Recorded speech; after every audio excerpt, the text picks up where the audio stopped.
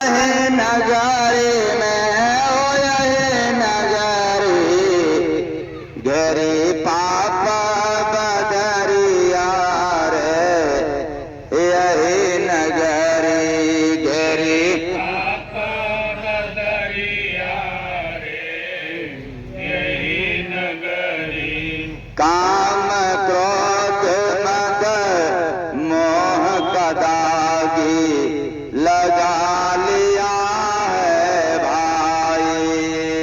काम क्रोध मद लोभ कदागी लगा लिया है भाई। बिन सत्संग धूले ना कोई कितनो तीर्थ नहाई। बिन सत्संग धूले ना कोई कितनो नहाई। फंसे माया बजरिया रे यही नगरी फंसे माया बजरिया रे यही नगरी दुनिया में दुख पाते बंदे मोक्ष का साधन पाकर। पाकर बंदे मोक्ष का साधन पाकर कारण केवल एक है जानो धुल ना पाता चादर। केवल एक जानो धुल ना पाता चादर। धोते संत सवरिया रे यही नगरी धोते संत सावरिया रे यही नगरी यही नगरी में हो यही नगरी घेरी पाप बदरिया रे यही नगरी। पाप बदरिया रे यही नगरी जब तक चादर कोर न होई मिली न दुख से मुक्ति। चादर और न होई तब तक मिली न आखिर अमपुर जाना होगा कर लो कोटिन युक्ति।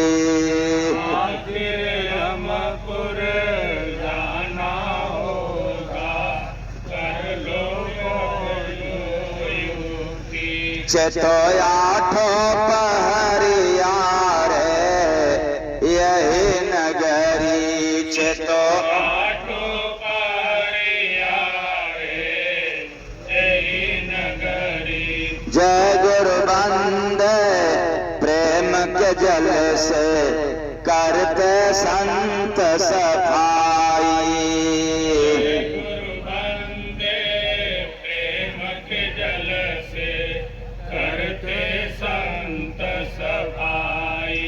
चलो शरण में विनती कर लो होगा तभी भलाई। चलो शरण में विनती कर लो होगा तभी सलाई।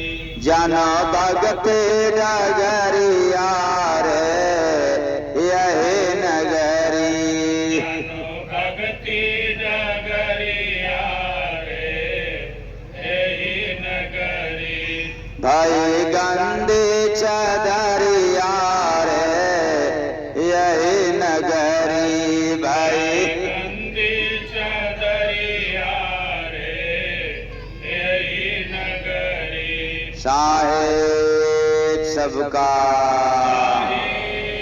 सबका तो भाई गंदी चदरिया रे यही नगरी घेरी पाप बदरिया रे यही नगरी। कौन नगर? यह काल माया का नगर है। हम लोग जहां रह रहे हैं ये काल और माया की देश है।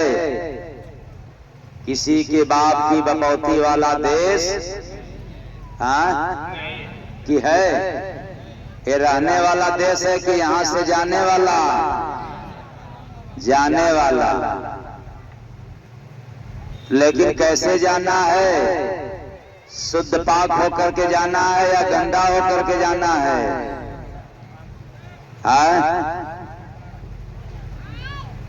शुद्ध होकर के जाना है कि युद्ध में जाना है? शुद्ध जाना है। तो शुद्ध के लिए क्या करना पड़ेगा?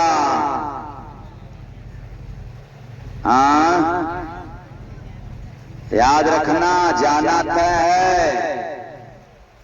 शुद्ध होकर के जाना है कि युद्ध करते हुए जाना है? तो यहाँ सभी लोग शुद्ध होने के लिए तीर्थ में जाते हैं। क्या हम गंगा जी में स्नान कर लेंगे तो क्या हो जाएंगे? शुद्ध हो जाएंगे। भले निंदा चुगलाई बुराई करते रहे, इसे कोई फर्क।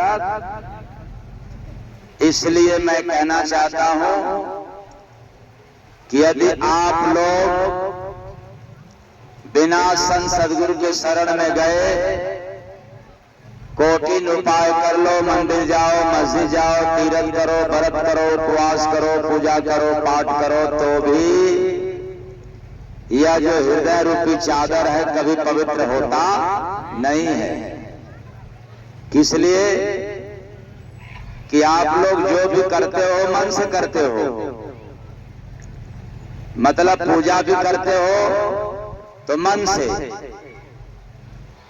और भगवान का नाम भी लेते हो तब मन से।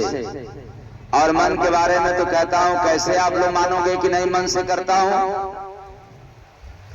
तो मुख में राम, बगल में छोड़ी, पाजा घाट काट ले। अगर कोई माला भी घुमा रहा हो तो मन दौड़े संसार में, माला घूमत हाथ, मन दौड़े संसार में, माला घूमत हाथ, कैसे मिलेंगे जय गुरु बंदे, तुझको दीनानाथ रे बंदे, तुझको दीनानाथ रे बंदे, तुझको दीनानाथ। अब जरा विचार करें, मन आपका दौड़ रहा है संसार में, मन आपका लग जाए पूजा पाठ में, मन आपका लग जाए चोरी बेईमानी में, जिसमें आपका मन लग जाए वही काम करते हैं। इसलिए आप मन के अनुसार काम करते हो। किसके अनुसार? और चला गया मंदिर में तो मन मंदिर में रहता है कि निकल के भाग जाता है? तीर्थ में स्नान करने के लिए जाते हैं तो मन स्नान करता है कि भाग जाता है, दूर हो जाता है? तो बताओ, जब आपका मन मंदिर में नहीं गया, मन आपका तीर्थ में नहीं गया, मन आपका मंत्र में लीन नहीं हुआ, मन आपका पूजा पाठ में लीन नहीं हुआ, तो फिर ऐसे पूजा पाठ से क्या आपको लाभ मिलेगा? लेकिन मन लग गया है आप लोगों का। कहां? निंदा करने में मन, और खूब लग जाता है। लगता है कि नहीं लगता है? इधर तीर्थ में स्नान करने के लिए मन लगा नहीं, जल्दी भागो, स्नान हो गया तो। लेकिन निंदा करना तो जल्दी भागो मत। कुछ बचा खुचा है तो उसको भी याद करके निंदा बुराई चुगलाई कर लो। तो हम लोगों ने निंदा करना सीख गया। तो निंदा कहते किसको है? निंदा किसको कहते हैं? हाँ? दूसरे की, तो दूजे का गुण कहे, मिर्च मिर्च मसाला पोत दूजे का अवगुण कहे, मिर्च मसाला पोत जानो जग में जय गुरु बंदे वहीं तो निंदा हो रे बंदे वहीं तो निंदा तेरे बंदे वही तो निंदा हो। तो दूजे का अवगुण, दूसरों की अवगुण कमी को हम लोग खूब बढ़ा चढ़ा करके मिर्च मसाला पोत करके, मतलब खूब लंबी चौड़ी, एक का दो तीन झूठ और उसमें लगाकर हम लोग बोलते हैं। इसको क्या कहते हैं? निंदा। अब जरा सोचो, तो निंदा करना पुण्य है कि पाप? और ऐसे पापी लोग तीर्थ में स्नान करने के लिए जाए तो क्या करेगी गंगा? ऐसे ही पापी लोग दुर्गा माई के मंदिर में जाए तो दुर्गा माई क्या करेंगी? अब बताओ, 33 करोड़ देवी देवताओं का जो कर्तव्य है इंसान की रक्षा करने के लिए कि शैतानों की? इंसान की। तो निंदा करना ये इंसानियत का काम है कि शैतान का? कि जितने लोग निंदा करके अगर मंदिर में जाएंगे तो मंदिर का देवता लाभ देगा कि छोड़ के भाग जाएगा?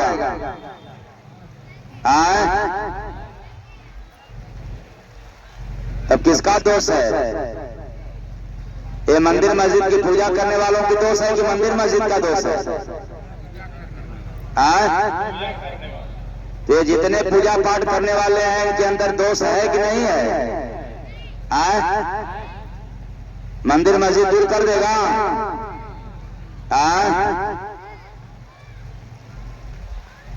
इसलिए मैं कहना चाहता हूं कि जितने लोग निंदा करते हैं,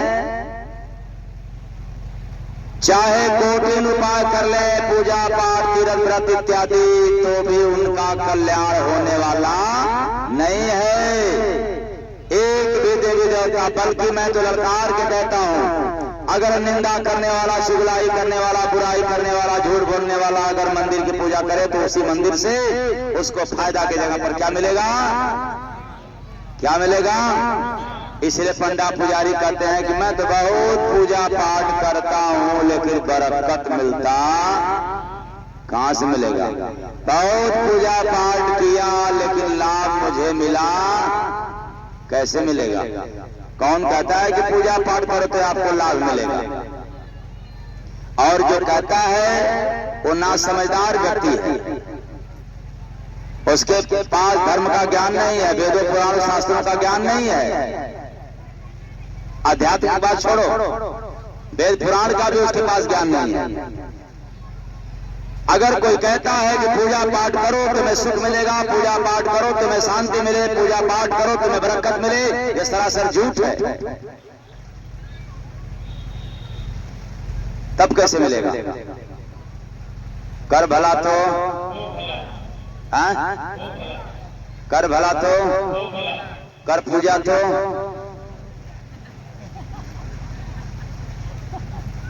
क्या बात? कर भला तो कर बुरा तो? मंदिर में बैठ करके किसी की बुराई करो तो मंदिर का देवता आपको लाभ देगा? फिर मंदिर का क्या दोष? दोष पंडा पुजारियों की है, जो संतों के शरण में नहीं गए शुद्ध होने के लिए और बन गए पंडा पुजारी, खूब चंदन चूड़ा लगा करके और कंठी माला पहन करके, त्रिपुंड सजा करके, और देवियां सुबह सुबह एक लोटा जल गिरा करके तुलसी माई को बिटिया बना करके, दुल्हन बना करके विवाह कराने के लिए, और पीपल के पेड़ में जा करके वो तो अच्छा है कि पीपले के भगवान को आंख नींद, वरना ये लोग आंख भी फोड़ती शनिवार के दिन। एक भी ग्रह दूर होने वाला नहीं है। एक भी देवी देवता आपको लाभ नहीं दे सकता तब तक, जब तक आप इंसान बन करके नहीं जाओगे तब तक आपको कभी भी फल मिलने वाला नहीं है। ये जितने लोग जाते हैं शैतान बन करके, पहले इंसान बनो। अगर आप निंदा चुगलाई, भले पूजा पाठ करते हो, पर किसी की निंदा चुगलाई बुराई करते हो तो आप कभी इंसान नहीं कहला सकते, क्योंकि आदत किसका है? इंसान का है कि शैतान का? तो आप लोग क्या है, इंसान है कि शैतान है?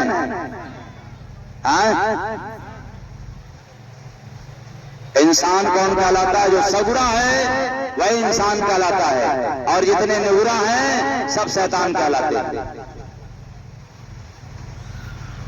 शैतान मतलब शैतानी हरकत,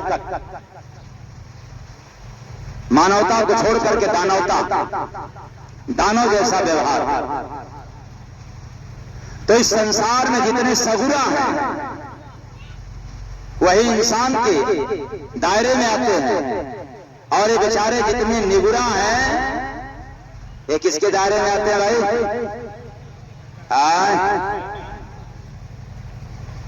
ये सगुरा कौन है? सगुरा है कौन?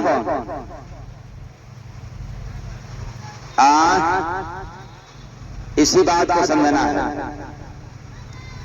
गुरु आज्ञा जो शीश पे रखा निरंतर को,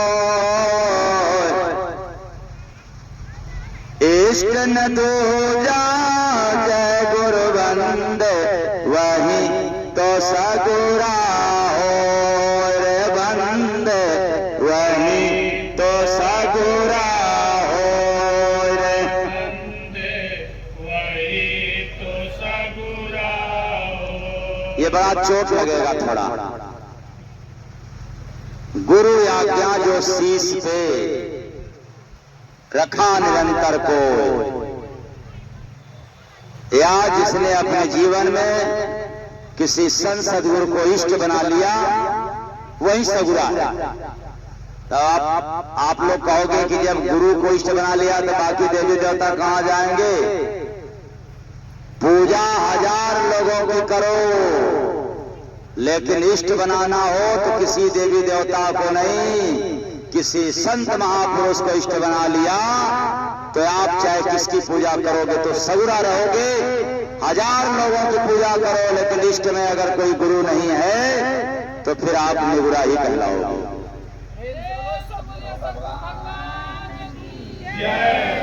इसलिए निगरों की संख्या ज्यादा है, सगुरों की संख्या। तो सत्संग जिसका प्यास है,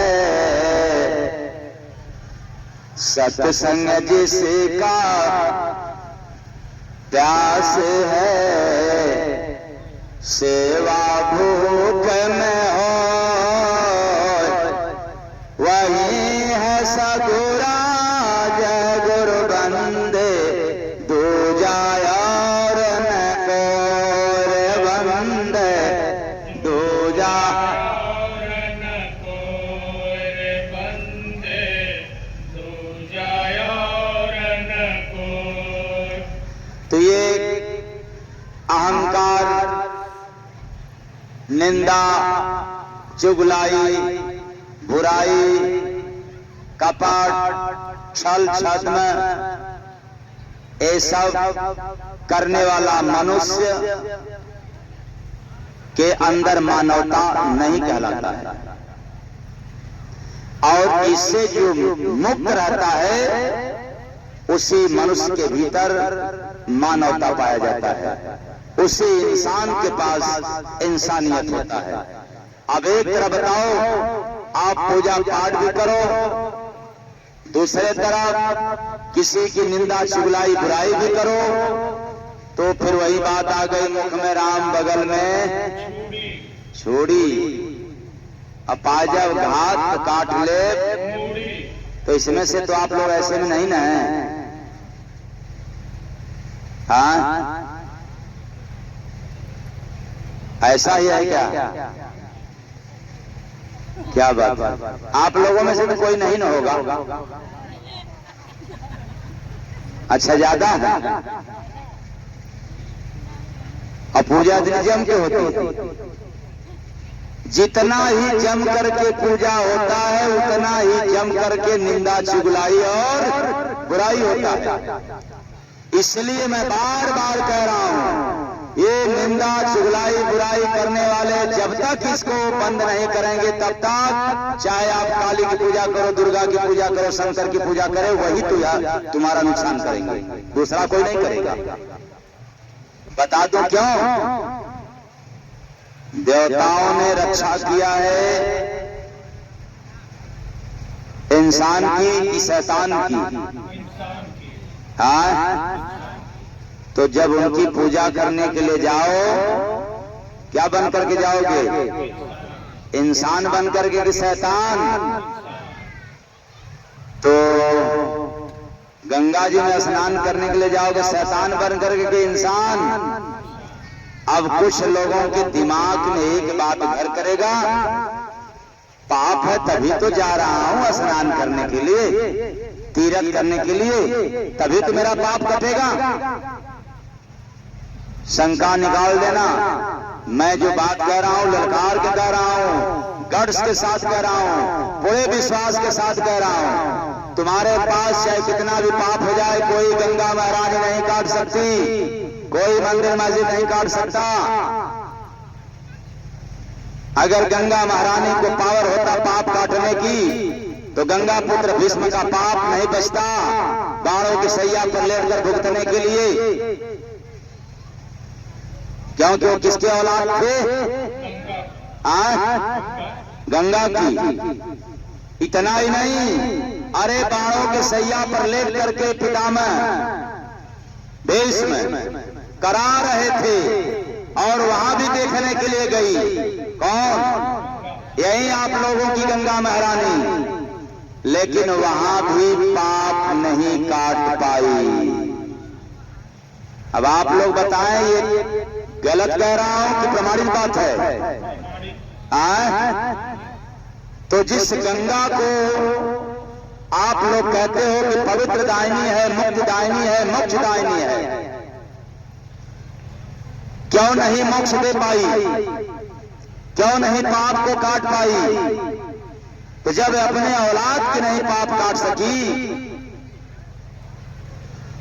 तो गंगा से, गंगा पुत्र भीष्म से ज्यादा नजदीकी करीबी आप लोग औलाद हो क्या? कोई है क्या और करीबी? इसलिए मैं क्या कहना चाहता हूं, बिना पूजा पाठ किए, बिना तीर्थ व्रत किए भी आप अपने पाप को कम कर सकते हो। बिना मंदिर मस्जिद गए, तब जब एक इंसान दूसरे इंसान की आदर करना सीख जाए, सम्मान करना सीख जाए, तो मैं दावे के साथ कहता हूं कि आपके एक जन्म नहीं कई कई जन्म का पाप घटना चालू हो जाएगा इंसान की आदर करने से।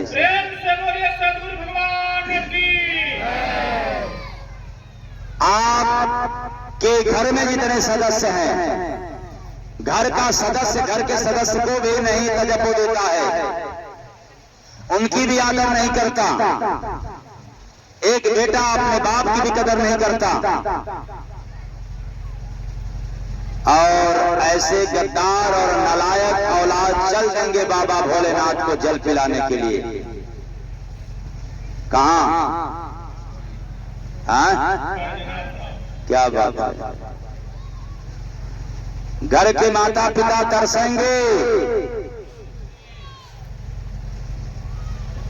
लेकिन बाबा भोलेनाथ को जल पिलाने के लिए नंगे पांव चल देंगे, छाला पड़ जाएगा। अरे मैं जय गुरु वंदे महाराज ललकार के कहता हूं,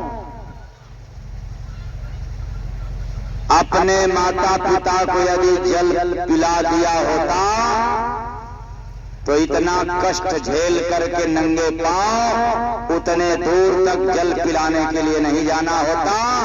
माता पिता को जल पिलाया हुआ इंसान के पास बाबा भोलेनाथ को दौड़े दौड़े आना पड़ता है आशीर्वाद देने के लिए। प्रेम से बोलिए सतगुरु सरकार की। लेकिन ऐसे ही श्रद्धा में अंधा लोग अपने माता पिता और सास ससुर की बेकदरी करते हुए ये जाते हैं मंदिर मस्जिद से और तीर्थों से आसरा लगाते हैं, आस लगाते हैं कि हम पूजा करेंगे, पाठ करेंगे, तीर्थ करेंगे, व्रत करेंगे तो हमारा कल्याण होगा। लेकिन इसी आस में पूजा करते करते करते करते यहां से चले जाते हैं, लेकिन कल्याण होता।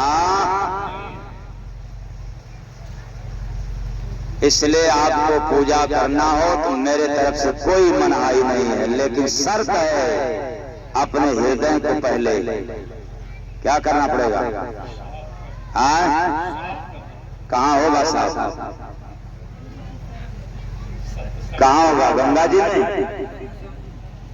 जब तक संत सदगुरु का सानिध्य नहीं मिलेगा तब तक ये काया यानी हृदय साफ होने वाला।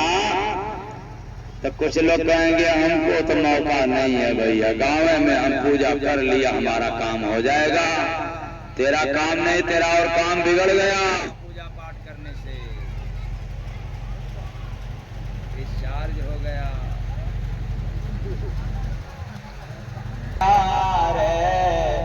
यही नगरी भाई गंदी चदरिया रे तेरी नगरी। बात कहाँ था? हाँ? क्या?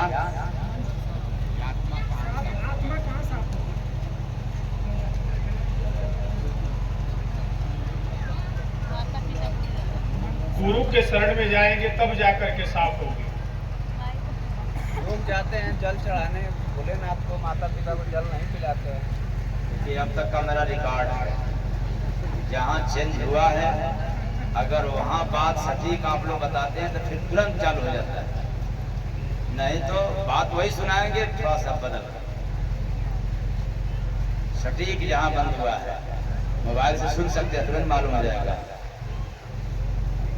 और तुरंत बताएंगे वहाँ से। सुंदर एक ही बिल में रहते हैं, देखा ऐसा साप छछूंदर, एक ही बिल में रहते हैं। ये मानव शरीर रूपी नगर की घटना है। थोड़ा और कम करो बैलून, थोड़ा सा। एक मानव शरीर रूपी नगर की घटना यानी भीतर की घटना है। यदि आप इसका प्रमाण के लिए वेद में जाए, पुराण में जाए, शास्त्र में जाए तो नहीं मिलेगा। इसलिए पढ़े लिखे से पार किया। वैसे जैसे अपने जमाने में कबीर साहब आला फकीर आकर के फरमान क्या जारी किया, दास कबीर की उल्टी बानी बरसे कंबल पी गए। अब जाए इसको वेद पुराण में खोजने के लिए मिलेगा। ये सारे महात्मा लोग कहां से उठा करके सुनाते हैं? वेद पुराण से। लेकिन शरीर के भीतर की घटना किसको मिलता है? ज्ञानी महात्मा को कि ध्यानी? तो जो ध्यान में डूबने वाला महात्मा होता है उसको ध्यान की बात मिलता है, आत्मज्ञान मिलता है। और जो ज्ञानी महात्मा होते हैं वो आपको राम कथा, भागवत कथा, शिव कथा, शिव चर्चा और हनुमान कथा, तमाम तरह की बातें आपको सुनाएंगे।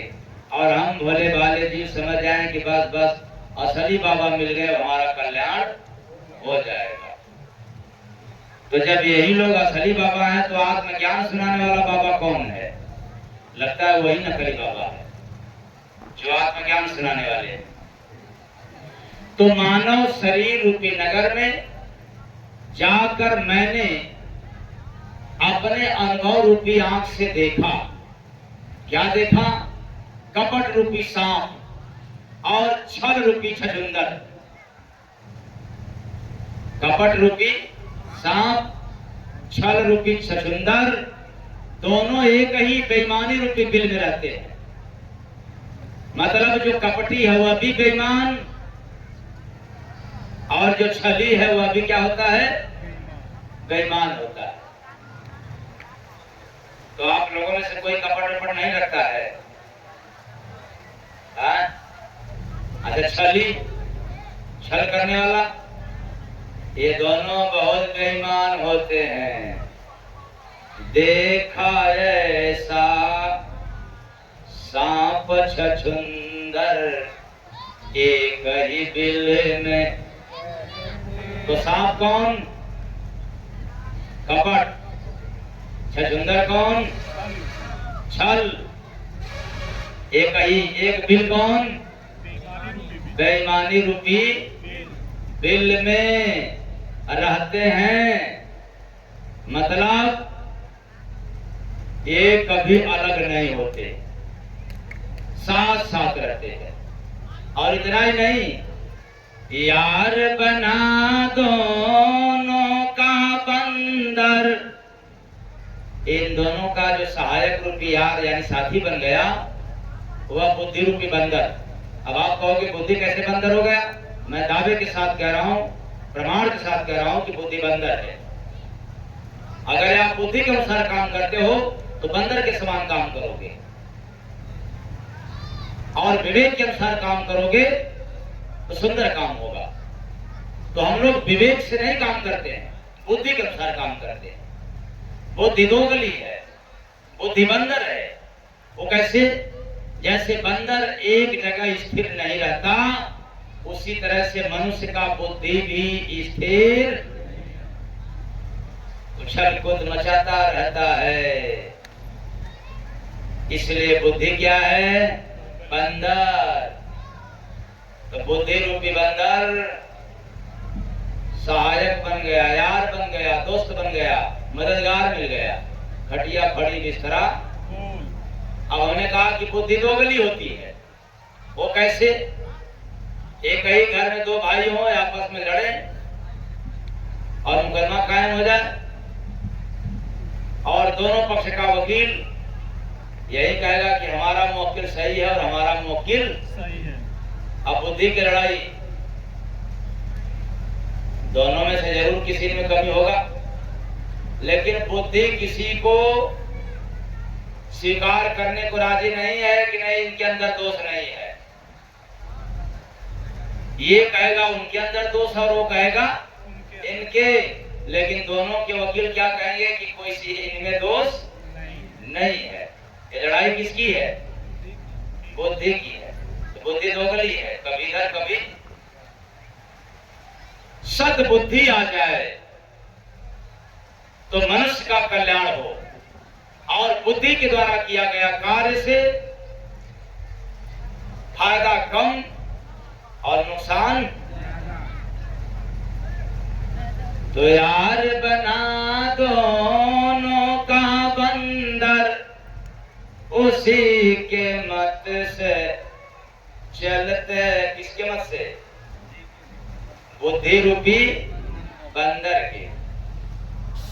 तीनों रहते मूस का चेला, तीनों रहते मूस का चेला।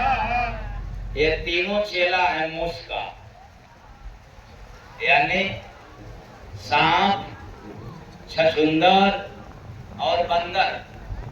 तो सांप कौन? कपट। छछुंदर कौन? छलिया। तो कपटी, छली और ये बुद्धि, तीनों ये मन रूपी मूस का चेला है। ये सब गुलामी करते हैं। किसका? जो जो मन कहे कि चलो बेईमानी करना है तुम्हारे करना है, नहीं आज बेईमानी नहीं करना है क्योंकि नवरात्र है, न आज झंडा खाना है, न बंडा खाना है, न डंडा खाना है, न मुर्गा खाना है, न शराब पीना है। आज तो राजा शेर पे सवार होके तो आज पूजा होगा। ये सब के सब मन रूपी गुरु के चेला हैं। अंधा गुरु बहिरा चेला, मांगे गुड़ थमावे ठेला। इसलिए बड़े गड़बड़ है। तो अब समय को देखते हुए हम लोगों ने कुल मिलाकर के अपने हृदय रूपी चादर को इन्हीं के चक्कर में गंदा कर दिया। मन, बुद्धि, छल, छद्म, राग, द्वेष, क्रोध, अहंकार के कारण चित्त को गंदा कर दिया। अब चाहे कितना दान करो, पुण्य करो, इससे नहीं होगा, क्योंकि इंसान के प्रति राग द्वेष करके हृदय गंदा हुआ है। लोहा लोहा को ही काटता है। तो आप इंसान के चक्कर में अपने हृदय को गंदा किए हो, तो इंसान की सेवा करने पर ही ये दिल पवित्र होगा।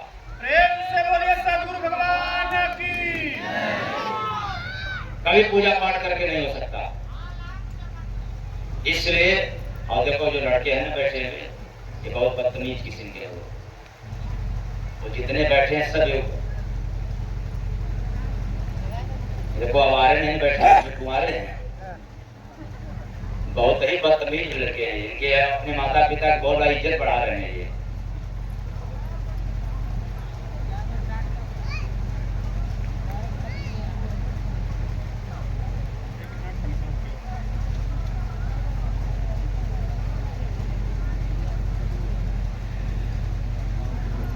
इनका दोष नहीं है, क्योंकि लड़का गलती करेगा तो किसका बदनामी होगा? इनके माँ बाप के गिरबान में झांक करके देख लेना।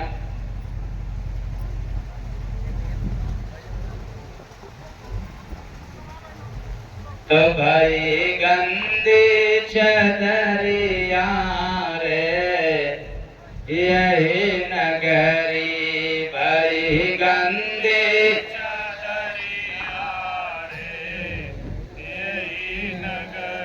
तो इंसान के चक्कर में और निजी फायदे के लिए हम लोगों ने अपने चित्त को, अपने हृदय को, अपने दिल को अपवित्र कर दिया। इसलिए मैं ललकार के कहता हूं कि जब तक आप इंसान की पूजा नहीं करोगे, इंसान की आदर नहीं करोगे, इंसान को सम्मान नहीं दोगे, तब तक दुनिया में कोटि उपाय कर लो, आपका हृदय कभी पवित्र नहीं हो सकता। ये पहली बार आप लोगों को सुनने को मिल रहा है, क्योंकि सारे ढोंगी गुरु लोग केवल एक ही बात करते हैं, खूब पूजा करो, पाठ करो, तीरथ करो, आप शुद्ध पाक हो जाओगे। लेकिन आज तक इतने लोग किए पर कभी शुद्ध पाक नहीं होकर के गए। जरा आजमा करके देख लो, अपने माता पिता और सास ससुर की सम्मान करके आपका हृदय पवित्र होता है कि नहीं होता है? अंदाज करने में कौन सा पैसा लग रहा है? इतने दिनों से करते चले आए हो, लेकिन माता पिता सास ससुर को इतना कोसेंगे कि हमको मानते नहीं, हमको संपत्ति नहीं देते, वो ठिकाने को देते हैं, फलाने को देते। देने दो, तुम्हें बेशक न दे, उनकी करनी उनको मिलेगा, उनको सजा मिलेगा। अगर बुढ़वा गंदा है तो बाप नालायक अगर एक बेटा की तरफ है, सास गंदी है अगर एक बहू की तरफ है, तो सजा उसको मिलेगा। कम से कम नालायक बाप की और नालायक सास ससुर की आप तो सेवा करके कर जाओ, आप तो अपना बना लो, उनके चक्कर में अपना मत बिगाड़ो कि हमको संपत्ति नहीं दे रहे हैं। तो जहां कामना आ गई, लालच आ गया, वहां कभी आप सेवा नहीं कर सकते। इसलिए हम लोभी लोग मंदिर मस्जिद चले जाते हैं और मंदिर मस्जिद से लाभ नहीं मिलता, लोभ लालच के कारण। इसीलिए तो मैं दावे के साथ कहता हूं, जब तक तेरे अंदर लोभ लालच रहेगा, दुनिया के एक भी देवी देवता आपको लाभ देने वाले नहीं है। आप हर मंदिर मस्जिद से लाभ लेना चाहते हो तो कामना को त्याग करके जाओ और उनसे विनती करो, प्रार्थना करो, तब मंदिर का देवता से आपको लाभ मिलेगा। तो भाई गंदे चदरिया रे यही नगरी, भाई गंदे चदरिया रे यही नगरी। बस आज इतना ही। कल सत्संग दोपहर 12 बजे बगीचा है, उस बगीचे में कहाँ है? हाँ? रसूलपुर चुल्लू का पूरा में एक बगीचा, उसी बगीचा में कल 12 बजे सत्संग दिन में